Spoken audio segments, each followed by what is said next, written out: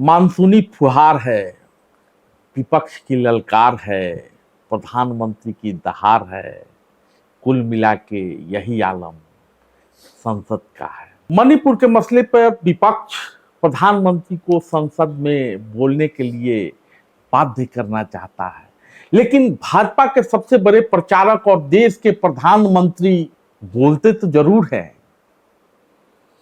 हालांकि विपक्षियों का आरोप होता है कि बड़े मुद्दे पर नहीं बोलते, समय पर नहीं बोलते, सदन में नहीं बोलते।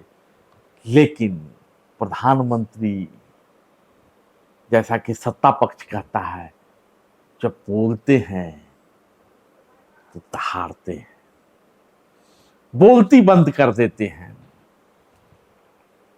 तो विपक्ष के कहने पर तो प्रधानमंत्री नहीं बोले, लेकिन देश को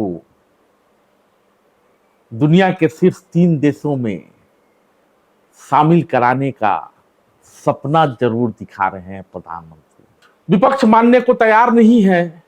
अविश्वास प्रस्ताव का नोटिस दिया जा चुका है। संभव है आज उस पर चर्चा की मांग भी विपक्ष करेगा। हालांकि तय लोकसभा अध्यक्ष को करना है कि वो अविश्वास प्रस्ताव पर चर्चा कब कराना चाहते हैं। यानी मानसूनी फुहार के बीच सड़क से लेकर संसद तक संग्राम मचा हुआ है। इस बीच देश आजादी का 75वां सालगिरह मना रहा है और विपक्ष संसद में काले कपड़े पहनकर आने की तैयारी कर रहा है। कुल मिला के आलम यह है कि भाजपा नीति गठबंधन के मुखिया नरेंद्र मोदी पर विपक्ष को भरोसा हो ना हो, लेकिन सत्ता पक्ष का हाव भाव ये बता रहा है कि देश की जनता का भरोसा आज भी नरेंद्र मोदी की सरकार पर बना हुआ है। आंकड़ों का गणित भी कुछ इसी दिशा में संकेत कर रहा है कि हर हाल में जीत तो नरेंद्र मोदी की ही होगी। यानी सत्ता पक्ष के पास जरूरी आंकड़े हैं, बावजूद इसके विपक्ष सरकार के प्रति अविश्वास रख रहा है। ऐसे में आपके जहन में यह सवाल जरूर उठेगा कि विपक्ष ऐसा कर क्यों रहा और लोकसभा अध्यक्ष कितने दिनों तक विपक्ष के अविश्वास प्रस्ताव को टाल सकते हैं या बहस की अनुमति दे सकते हैं। नियम ये कहता है कि लोकसभा अध्यक्ष को विपक्ष के अविश्वास प्रस्ताव को स्वीकार करने के 10 दिन के अंदर संसद की पटल पर बहस करानी होती है। और जैसा कि मगरुआ ने कहा कि विपक्ष क्यों अविश्वास प्रस्ताव ला रहा है, विपक्ष अविश्वास प्रस्ताव इसलिए ला रहा है कि अविश्वास प्रस्ताव पर जवाब प्रधानमंत्री को देना होता है और विपक्ष की एकमात्र मांग है कि मणिपुर के मसले पर प्रधानमंत्री संसद में अपनी बात रखें। हालांकि भाजपा के बाकी नेता, बड़े मंत्री विपक्ष पर यह आरोप लगा रहे हैं कि विपक्ष चर्चा ही नहीं चाहता।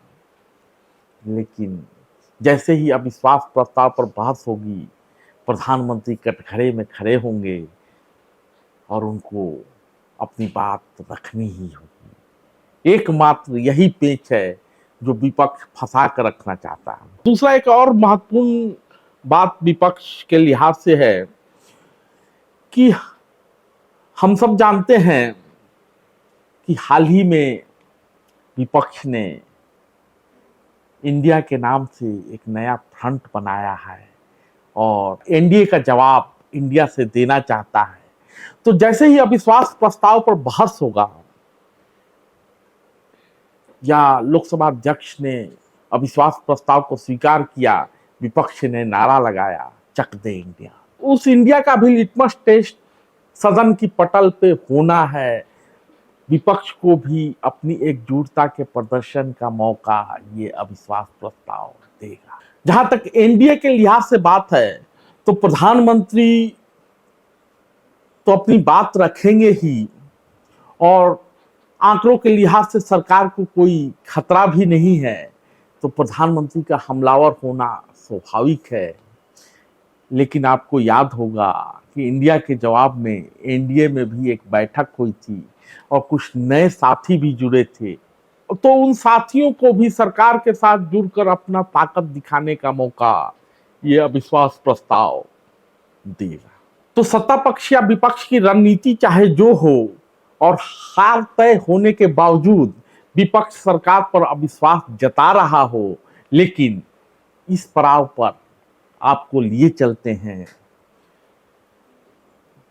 जुलाई 2018 की ओर, यानी 2019 के चुनाव से एक वर्ष पहले। ये भी महीना जुलाई का ही है और वो भी महीना जुलाई का ही था, यानी उस समय भी मानसून सत्र था और आज भी मानसून सत्र है।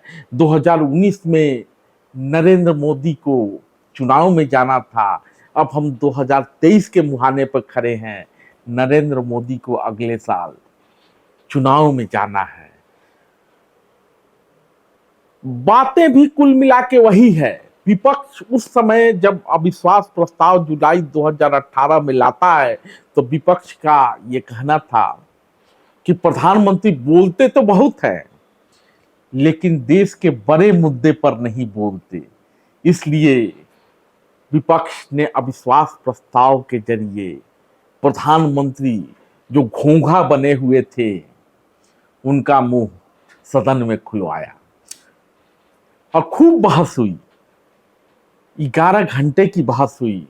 अंततः मोदी सरकार ने अपना बहुमत साबित कर दिया और विपक्ष पर हमलावर रहे और इस तरह विपक्षी एकता की हवा निकल गई। आज भी कुल मिला के आलम वही है। आंकड़े का गणित सत्ता पक्ष के पक्ष में है, लेकिन विपक्ष को प्रधानमंत्री पे अविश्वास है। विपक्ष कह रहा है कि प्रधानमंत्री मणिपुर के सवाल पर सदन में आए और अपनी बात रखें। धन्यवाद।